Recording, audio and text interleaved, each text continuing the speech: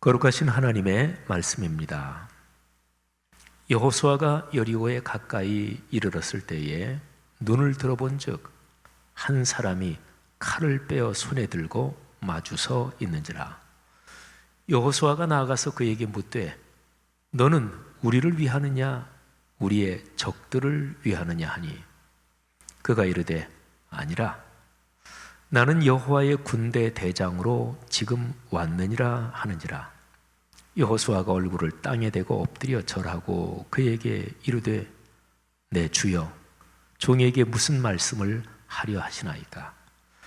여호와의 군대 대장이 여호수아에게 이르되 내 발에서 신을 벗으라 내가 선 곳은 거룩하니라 하니 여호수아가 그대로 행하니라. 아멘. 성도 여러분을 축복합니다. 오늘 설교 말씀을 통해서 아버지 하나님께서 여러분 각 사람 또 가정 가문에 구체적으로 위로와 격려, 희망과 용기 그리고 깨달음과 권면을 주시길 바랍니다. 사람은 살면서 거칠고 험한 위기의 강을 건너야 할 때가 있습니다. 또는 주님께서 우리에게 약속하신 그 복된 자리에 도달하기 위해 설렘을 안고 건너야 할 기회의 강도 있습니다. 위기의 강 또는 기회의 강. 우리에게 부딪혀오는 문제들, 곧 먹고 사는 문제, 건강의 문제, 학업과 결혼과 취업과 자녀 양육 등 삶의 여정에서 끌어안고 해결해야 될 그 많은 문제들이 우리에게 물살이 새고 거친 강처럼 우리를 가로막을 때가 있습니다. 그럴 때면 우리는 그런 거친 강이 위기의 강인지 기회의 강인지 분별되지 않을 때가 많지요. 아니 어쩌면 위기인지 기회인지 분별할 필요가 없는지도 모릅니다. 그 상황을 기회로 인식하고 서로 마음과 힘을 모아 강을 건너면 기회의 강입니다. 그 상황을 불평하고 원망하며 서로 분열하고 남을 비난하면 강을 제대로 건너지 못할 테니 위기의 강이 됩니다. 우리 삶의 여정에서 건너야 할 수많은 강들은 모두 하나같이 위기의 강인 동시에 기회의 강입니다. 강을 건너는 그 도전을 어떤 시각으로 바라보느냐에 따라서 위기의 강도 되고 기회의 강도 되는 거지요. 우리가 긍정적인 마음, 창의적인 시각, 그리고 같이 연대하고 힘을 모으면 위기는 위대한 기회가 됩니다. 성도 여러분, 여러분의 삶에 다가오는 이런저런 쉽지 않은 상황이 언제나 거룩한 믿음으로 기회의 강이 되는 그런 복이 있기를 주님의 이름으로 축복합니다. 지금 우리 사회가 건너고 있는 코로나19의 강도 그렇습니다. 방역당국을 중심으로 의료진을 비롯한 일선 현장의 일꾼들과 국민 모두가 신뢰와 격려로 힘을 모은다면 이 상황은 우리 사회에 큰 기회의 강이 될 것입니다. 코로나보다 코리아가 더 강하다, 이거를 멋지게 보여주며 이겨내면 좋겠습니다. 코로나19의 상황이 기회의 강이 되게 합시다. 외국 언론들에서는 지금 한국의 방역 대응에 찬탄을 금하지 못하고 있습니다. 3월 7일 어제지요. 어제 저녁 현재 우리 한국의 코로나19 총 검사자 수가 17만 8천 명이 넘습니다. 일본하고 비교해 보면 우리나라가 얼마나 대단한지를 알 수 있습니다. 일본은 정보 공개도 투명하지 않은 상황인데요. 일본은 지난 4일 현재 총 검사자 수가 8천여 명 정도밖에 되지 않습니다. 오늘까지 해도 9천 명이 넘지 않을 거예요. 우리나라에 비하면 총 검사자 수는 일본은 20분의 1 수준이고요. 인구 대비로 계산하면 일본이 1억 2천 몇백만, 우리나라는 5천만 정도잖아요. 인구 대비로 계산하면 일본의 총 검사자 수는 우리나라에 비해서 50분의 1밖에 되지 않습니다. 미국을 비롯한 다른 나라들도 마찬가지입니다. 지금 해외에 권위 있는 유수한 언론들에서 우리나라의 신속한 대응, 투명한 정보 공개, 민주사회의 분위기, 그리고 탁월한 의료 역량, 이거를 보면서 세계가 놀라고 있습니다. 여러분, 우리나라는 힘겨운 시절도 겪었지만, 그런데 우리 민족은, 또 우리나라는 참 대단하게 여기까지 걸어왔습니다. 2002년 월드컵의 대한민국 신화를 기억하시죠?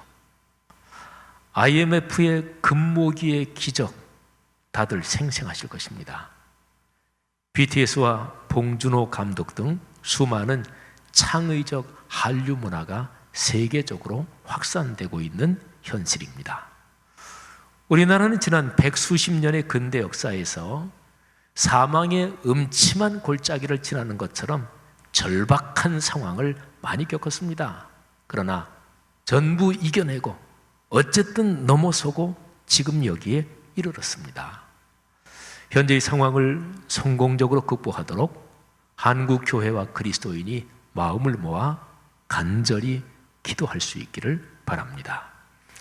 지금의 어려움이 지난 후에 아마 우리 국민 각 사람은 이런 질문들을 듣게 될 것입니다. 그 어려운 시기에 당신은 어디 있었습니까? 그때 당신은 어떻게 말하고 어떻게 행동했나요? 아마 자신의 양심으로부터 이런 질문을 듣게 될 것이고, 사회적 성찰로부터 이런 질문들을 듣게 될 것입니다. 그때 우리 각 사람은 어떻게 대답하게 될까요? 여러분은 어떻게 대답하실 것 같습니까? 마스크 사재기를 해서 여행이 적발되지 않고 폭리를 취한 사람은 부끄러울 것입니다. 돈은 벌었겠지요. 하지만 돈보다 더 중요한 양심의 자존감은 참으로 그때 가서 초라해질 것입니다. 후일에 코로나19와 연관하여 우리의 아이들과 후손들이 질문할 겁니다. 아버지는 그때 무슨 일을 하셨어요? 할아버지는 그때 어떻게 말하고 행동하셨어요? 여러분, 지금의 이 상황이 나중에 크고 건강한 자긍심이 되도록 그렇게 걸어가기를 주님의 이름으로 권면합니다. 성경 말씀으로 가보려고 합니다. 주전 1230년쯤 이스라엘 민족에게 건너야 할 강이 있었습니다. 요단강이었습니다. 하나님께서 약속하신 축복의 땅에 들어가려면 건너야만 하는 강이었습니다. 이스라엘 민족에게는 기회의 도전이었죠. 여러분 생각해 보세요. 위험이 부담스러우십니까? 도전이 없으면 위험도 없습니다. 그러나 기회도 없고요. 바람직한 변화와 성숙도 없습니다. 그리고 희망의 미래도 없습니다. 여호수아서가 시작되면서 바로 요단강을 건너는 이야기가 나옵니다.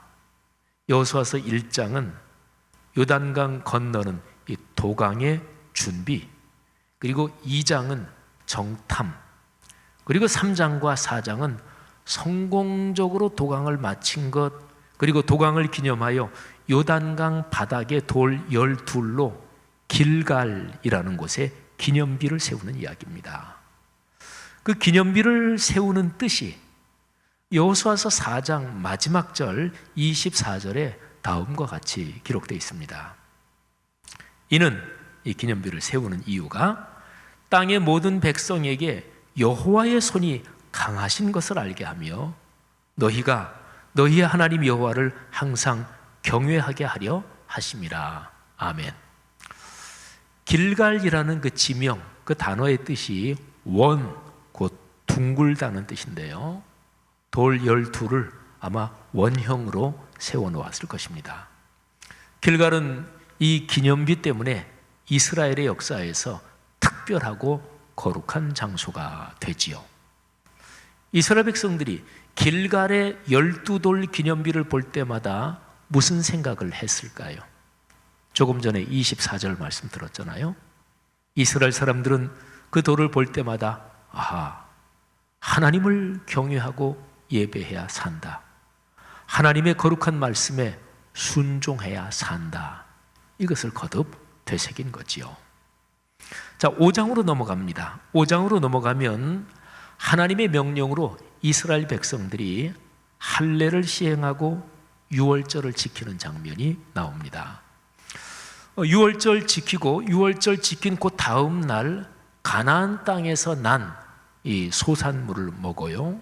그리고 먹은 그 다음 날 광야 40년 동안 하나님께서 내려주시던 만나가 그칩니다. 바로 이 장면까지가 여호수아서 5장 12절까지예요. 참 중요한 그런 계획이지요. 이제 광야 시대가 막을 내리는 거예요. 본격적으로 가나안 시대가 개시되는 것입니다. 그러니까 여호수아서 1장 1절부터 5장 12절까지 이게 이제 중요한 한 덩어리죠. 근데 이 덩어리에서 이 덩어리의 이 얘기가 진행되는 모든 과정에서 요점이 있습니다. 하나님을 경외하고 하나님의 말씀에 순명하라. 따라 죽을 순자, 그리고 명령명 또는 목숨명자, 곧 목숨을 바쳐서 순종하여 말씀대로 살아라 하는 것이었습니다. 바로 이 한 가지에 이스라엘의 운명, 명운이 걸려 있었습니다. 이 한 가지를 훈련하여 몸과 마음과 영혼에 새기게 하려고 하나님은 여호수아서 1장 초반부터 보면은 아주 주도 면밀하게 일을 진행하십니다. 여러 사건이 말씀드린 대로 5장 12절까지 나오잖아요. 근데 그 여러 가지 사건, 여러 가지 과정에서 하나님은 계속해서 한 가지 메시지를 주시는 거예요. 나를 경외하라. 내 말에 순명해라. 그래야 산다. 보세요. 도강 전에 말씀을 주시고 민족 전체를 성결하게 하십니다. 2장 정탐을 통해 하나님의 언약을 더욱 신뢰하게 합니다. 그 여리고성 가나안 사람들의 반응을 듣잖아요. 야, 저 이스라엘이 믿는 그 신이 대단한 신이야. 큰일 났어. 그런 반응을 들으면서 야, 하나님께서 주신 약속의 땅에 대한 그 언약의 말씀이 드디어 이루어지는구나. 말씀에 대한 신뢰를 더 깊게 하는 거지요. 도강할 때 말씀의 약속을 상징하는 언약궤가 도강의 선봉에 섭니다. 언약궤를 맨 제사장들은 이스라엘 사람들이 강을 다 건널 때까지 강 한가운데 굳게 서 있었습니다. 길갈의 12돌은 언약의 상징입니다. 5장에 할례와 유월절이 나온다고 했죠. 이것도 마찬가지예요. 언약의 백성으로서 하나님의 언약을 몸에 새기는 것이 할례고, 민족의 삶에서 매년 출애굽의 구원을 감사하며 다시금 말씀대로 살겠다고 서원하는 것이 바로 유월절입니다. 자, 보세요. 그러면 여호수아서 5장 12절까지 모든 준비가 다 끝났습니다. 이제 본격적으로 가나안 내부로 진격하면 됩니다. 정복해야 될 가나안의 첫 번째 성 여리고가 저기 눈앞에 있습니다. 그런데요, 갑자기 5장 13절부터 15절까지 이 세 절에 특별한 사건 하나가 등장합니다. 갑자기 툭 튀어나오는 것 같아요. 문맥의 이야기의 흐름을 보면 지금까지의 준비 5장 12절까지, 그리고 이제 곧 여리고성을 공격하면서 시작되는 가나안 정복의 모든 과정, 6장부터 이어질 모든 과정, 근데 이 사이에 이 세 절이 어색하게 끼어들어 있는 것 같습니다. 자, 이 세 구절의 내용을 한번 살펴보겠습니다. 여호수아가 여리고에 가까이 이르렀을 때, 아마도 여호수아가 여리고 공격을 개시하기 전에 자기 핵심 수행원 몇 사람을 데리고 여리고성 좀 가까운 곳으로 갔는지 모르겠어요. 아니면 여호수아 혼자 여리고가 좀 잘 보이는 곳으로 좀 가까이 갔는지도 모릅니다. 그런데 갑자기 칼을 빼어 손에 들고 마주선 한 사람이 보였습니다. 얼핏 봐도 대단한 용장이었습니다. 여호수아가 용감하게 한 걸음 성큼 더 나가서 묻습니다. 너는 누구냐? 우리를 위하느냐? 우리의 적들을 위하느냐? 여러분 생각해 보십시오. 여호수아는 민족 전체를 책임진 총사령관입니다. 여호수아 한 사람에게 이스라엘 민족 전체가 죽느냐 사느냐, 가나안 진입을 성공적으로 수행하느냐, 아니면 다시 후퇴해서 광야의 생활로 들어가느냐, 이게 다 여호수아에게 걸려 있습니다. 이제 곧 여리고를 공격할 겁니다. 근데 갑자기 대단한 장수가 나타나요. 이런 상황에서 중요한 것은 정확하게 딱 한 가지입니다. 이 자가 누구 편이냐? 저쪽 편이다? 그러면 배워야 합니다. 죽이지 않으면 우리가 위험하지요. 우리 편이면 참 고마운 일이지요. 그런데 그 장수의 대답이 이렇습니다. 아니다. 나는 여호와의 군대의 대장으로 지금 왔느니라. 그 장수는 하나님의 군대 대장, 곧 천사였습니다. 이 하나님의 군대 장수가 대답한 말, 그 내용이 아주 중요하고 의미심장합니다. 자, 먼저 아니라 이렇게 얘기하지요. 이 말이 무슨 뜻일까요? 여호수아가 무슨 질문을 했지요? 너는 우리 편이냐? 우리의 적군 저쪽 편이냐? 이거잖아요. 근데 그 질문에 대해서 이 하나님의 군대 대장이 이렇게 말한 거예요. 양쪽 다 아니다. 굳이 편으로 말하자면 이 장수는 하나님의 편이었습니다. 보통 사람이 서로 양쪽이 싸우는 상황이 있잖아요. 그럴 때 하나님이 보실 때 양쪽이 다 의롭지 못한 경우가 많습니다. 하나님을 믿는 신앙인들, 그리스도인들이 서로가 어떻게 양쪽 편에, 반대편에서 싸울 때가 있어요. 그러면서 서로 하나님이 우리 편이다 이렇게 말하는데 사실은 그렇지 않습니다. 양쪽 다 하나님을 이용해 먹는 경우가 다반사입니다. 여러분, 하나님의 군대 대장은 여호수아에게 진실하게 하나님의 뜻에 순명하여 하나님 편이 되는 게 중요하다, 이런 메시지를 전하는 것이죠. 여호수아, 이 하나님의 사람의 신앙이 참으로 귀합니다. 칼을 빼어 들고 있는 그 용장과 대화하는 그 상황에서 그 장수의 말을 듣고 그의 정체를 알지요. 그러면서 바로 깨달음을 얻어요. 지금 여호수아 자신과 이스라엘 민족에게 가장 중요한 것이 무엇인지 그 상황 속에서 바로 깨닫습니다. 뭘까요? 하나님의 말씀에 더욱 집중해서 하나님의 뜻에 순명하는 것, 이게 중요하다는 것을 그 즉시로 깨달아요. 전쟁에서 이겨야지요. 안 그러면 우리가 죽으니까. 가나안 정복이 성공적으로 진행돼야지요. 안 그러면 비참해지니까. 그런데 이런 일을 위해서 그 무엇보다 중요한 것이 하나님을 경외하고 그분만 예배하는 것. 그 구체적인 방법은 거룩한 말씀을 듣고 순명하는 것이다. 여호수아가 이걸 깨닫는 거예요. 그래서 여호수아가 바로 이렇게 대답합니다.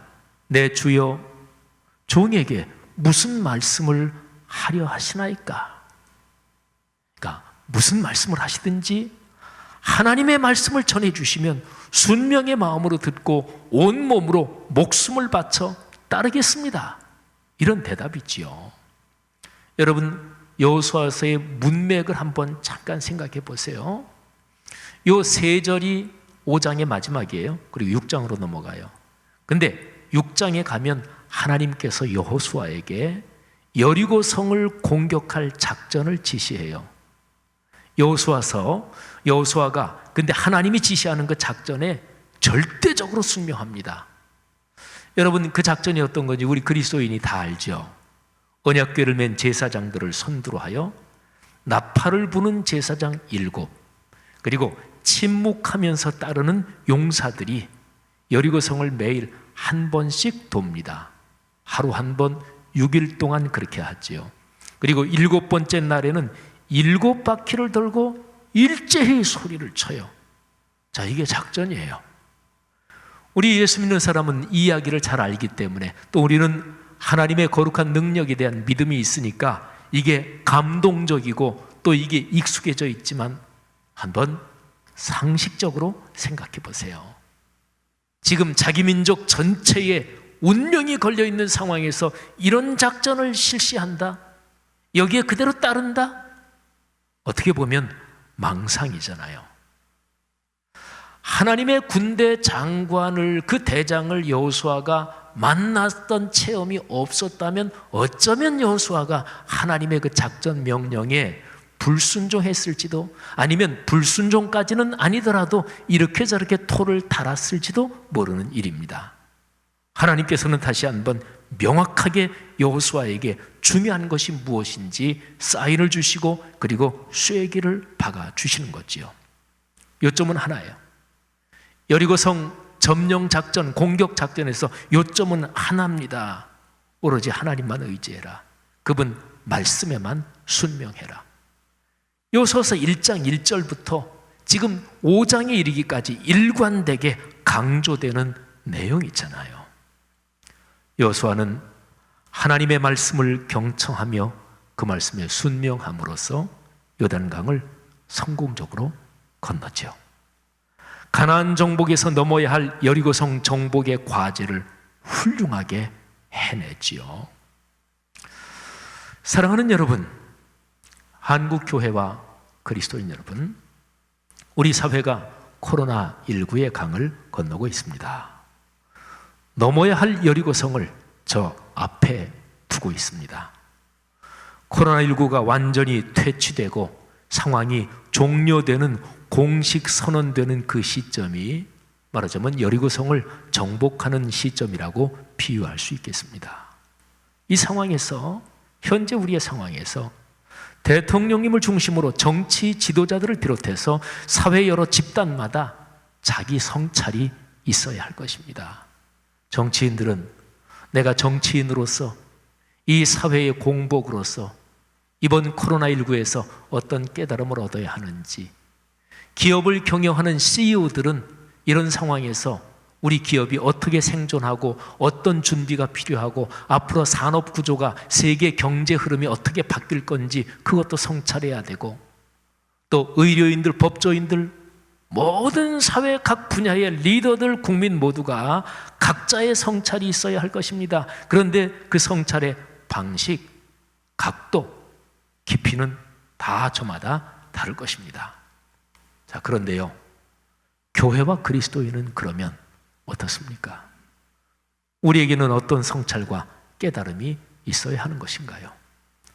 그 깨달음을 어떻게 삶에 새기어 행동하고 그리고 변화돼야 되나요?